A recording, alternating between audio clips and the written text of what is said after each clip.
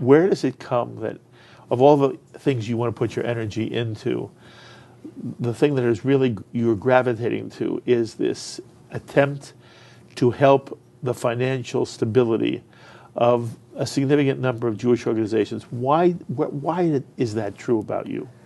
Okay, so basically I got involved with United Hatzalah of Israel, which is a first response ambicycle unit. They're located in Jerusalem, and they have ambicycles, which are these little bicycles, or motorbikes, and they get around the traffic in Israel very quickly because they're on those bikes, as opposed to ambulances that take 10 or 15 minutes to get to an accident. And, right when I got there, I was blown away with the organization, the technology, the ambicycles, everything was so cool. As a kid, I like technology and all this new age stuff. So we got to see this place, and we decided we were going to make an event, me and my friend Alex Goldberg. And we started out with a goal of $25,000, thinking that was crazy, but that was the amount of money we had to raise to get an ambicycle.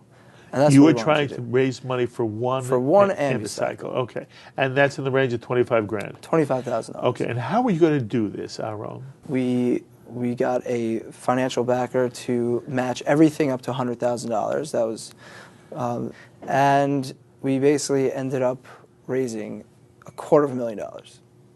And all the kids our age got involved. We had about 500 participants at the race. How did you get 500 kids involved? We got every single seminary and yeshiva involved. We had one friend of mine, or my partner Alex, went out there, got one guy or girl, and they were responsible to bring in their friends from the yeshiva or seminary.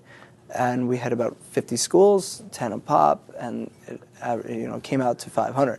So we got a huge crowd, and $250,000. We ended up getting 10 ambicycles. Actual route was in Gan soccer, and that leads me to my story, why I got so involved. When we were planning out the route for the race, I was on the back of an ambicycle with an EMT from Hatzalah. He got a call on his little cell phone, and he was the closest correspondent to the accident. So he flicks the sirens on, and he's off. We're going about 90 kilometers an hour in and out of lanes on the highway, and we arrive at a scene where there's an older lady who's having a seizure. We just saw her shaking, and I was terrified. I didn't know what was going on. I was just planning on making a route for a race. And we got, the guy rushes off his ambicycle, takes out a glucose, like some sort of package. Syringe of sorts. Yeah, and he gives it to her, and she stops immediately.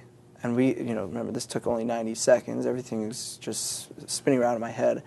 And we see that there's tons of traffic, backed up all the way on Highway 1.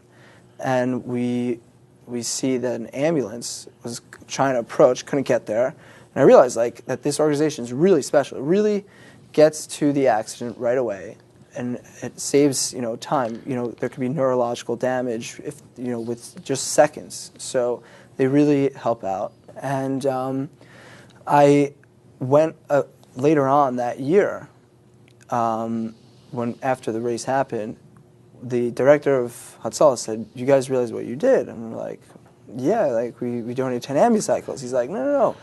You lowered the response rate in Jerusalem by a couple of seconds. We're like, wow, that's insane.